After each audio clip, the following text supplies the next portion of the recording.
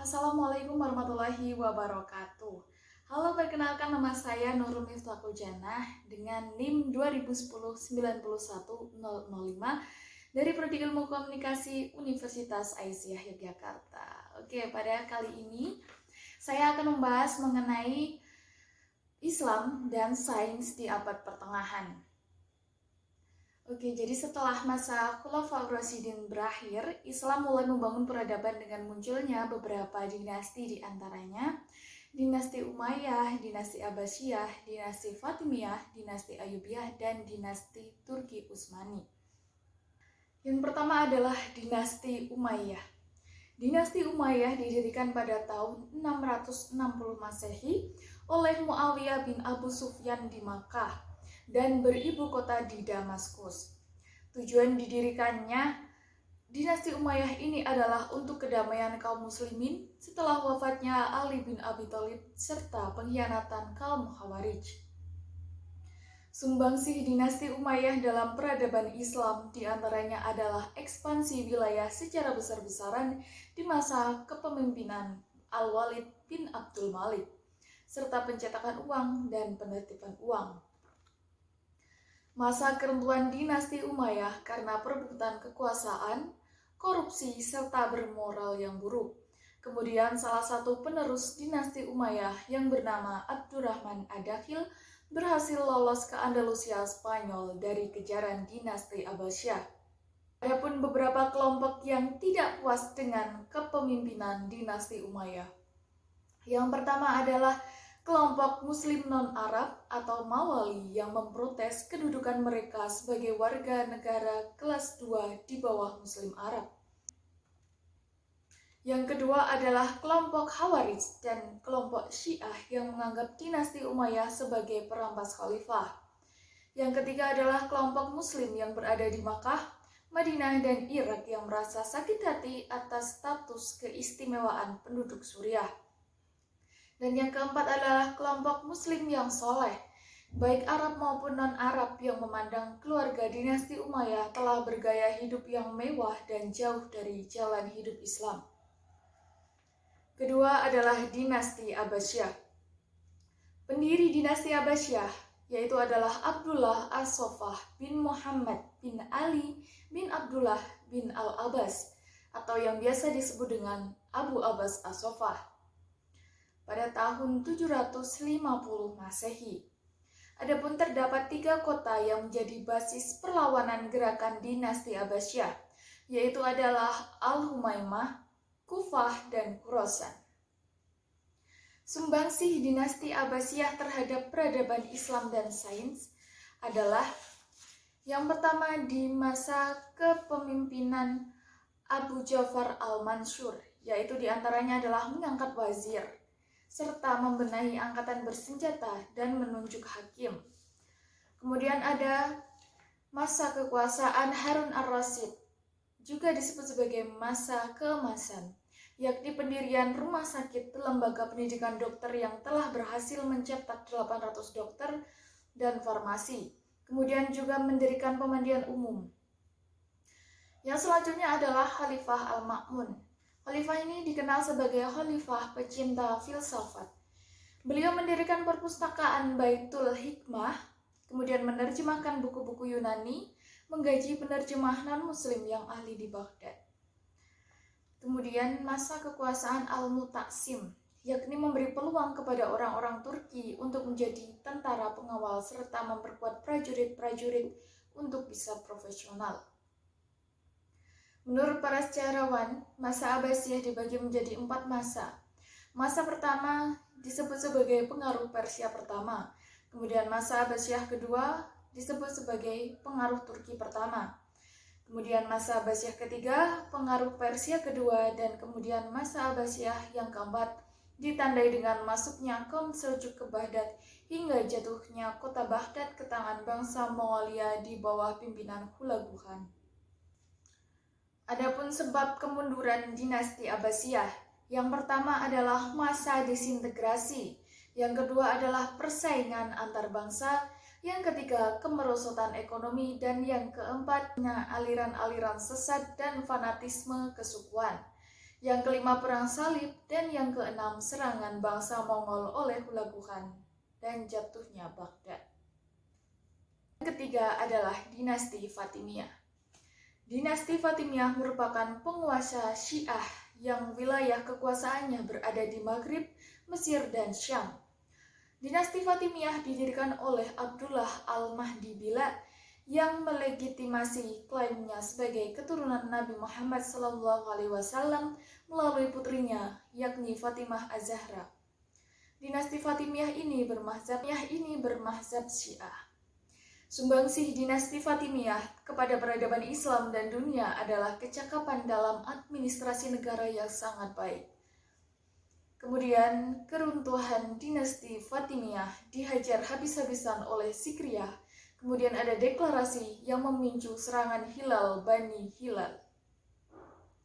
Kemudian bagian Suriah yang terkena serangan bangsa Turki dan berakhir dengan perang salib. Dan yang keempat adalah dinasti Ayyubiyah.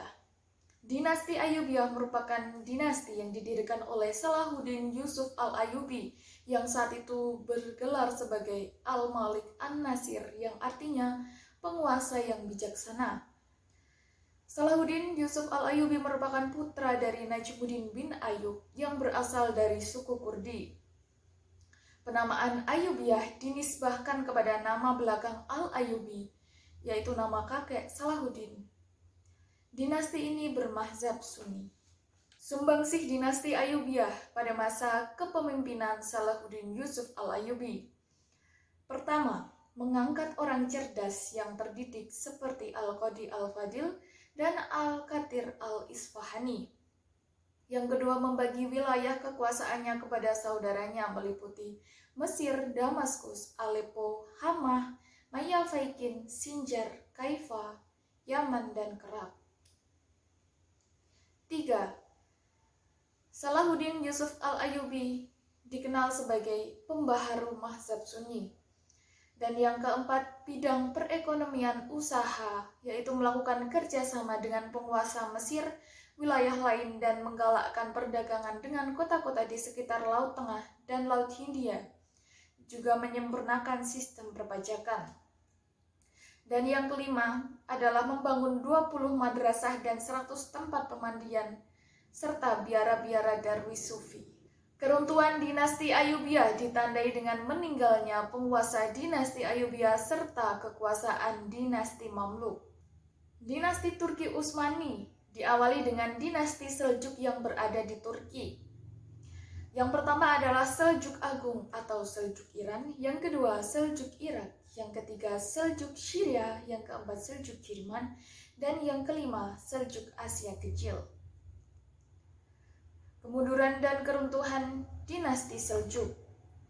Faktor internalnya adalah terjadinya perebutan kekuasaan di antara anggota keluarga kerajaan. Yang kedua, pembagian wilayah yang mereka lakukan justru menjadi benih perpecahan. Yang ketiga, munculnya dinasti-dinasti kecil. Yang keempat, kemerosotan di bidang ekonomi. Dan yang kelima, munculnya aliran sesat dan fanatisme.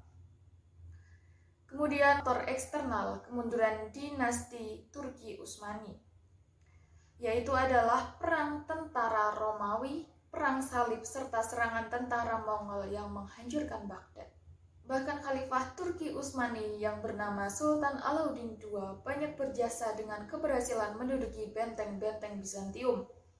Kemudian ada sumbangsih Turki Utsmani kepada peradaban di bidang militer dan pemerintahan. Saat kepemimpinan Artogol hingga Orhan merupakan masa pembentukan militer dan undang-undang Multaqo al-Abhur. Melalui bidang pengetahuan dan budaya, muncul ilmuwan Abdul Rauf Al-Manawi, Abdul Wahab Asy-Syarani, yaitu adalah ahli hadis dan tasawuf. Kemudian ada Daud Intaki, yaitu bidang kedokteran, Qari Al-Hawari bidang musik, dan Ibnu Diba Az-Zabidi bidang sejarah. Kemudian untuk peradaban Turki Utsmani dalam pembangunannya adalah Muradi Moskwi, Istana Topkapi, Istana Dolmabahce, Masjid Biru, Masjid Sulaiman, dan Kompleks Kuliye Bayezid II. Faktor eksternal kemunduran Turki Utsmani yaitu buruknya sistem pemerintahan, hilangnya keadilan, banyak korupsi, meningkatnya angka kriminalitas, heterogenitas penduduk dan agama, kehidupan istimewa yang bermegah-megahan, dan merosotnya ekonomi negara akibat perang. Faktor internal kemunduran Turki Utsmani, munculnya gerakan nasionalisme, dan terjadinya kemajuan teknologi di wilayah barat. Saat peradaban Islam di Andalusia, di bidang filsafat muncul ilmuwan di bidang filsafat, yaitu Abu Bakar Muhammad bin Ashid atau yang biasa dikenal dengan Ibnu Bajjah, kemudian Abu Bakar bin Tufail dengan karyanya Hayy bin Zakhan, dan yang ketiga adalah Ibnu Rushd. Di bidang kedokteran ada Al-Kindi dan Ar-Razi dengan karyanya Al-Hawi. Yang ketiga adalah Ibnu Rushd dengan karyanya Al-Kulliyat fi Atib. Yang keempat ada Abu Al-Qasim Az-Zahrawi dengan karyanya Al-Tasrif, dan yang kelima Ibnu Sina dengan karyanya Qanun of Medicine. Kemudian ada di bidang fikih yaitu muncul beberapa ilmuwan juga, yaitu Abu Bakar bin Al-Qutiyah, Munzir bin Sa'id Al-Baluti, Ibnu Hazm. Dan di bidang tafsir muncul satu ulama yaitu Al-Qurtubi. Dari bidang musik dan kesenian yaitu muncul Al-Hasan bin An-Nafi atau yang biasa dipanggil sebagai Zarab.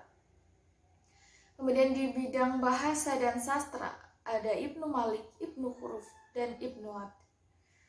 Di bidang astronomi ada Al-Khawarizmi, Al-Zarqali, dan Ibnu Aflah. Di bidang kimia adalah Jabir bin Hayyan, dan di bidang sejarah ada Ibnu Khaldun. Kemudian peradaban Islam di Andalusia, yaitu adalah Cordoba, Granada, Sevilla, dan Toledo.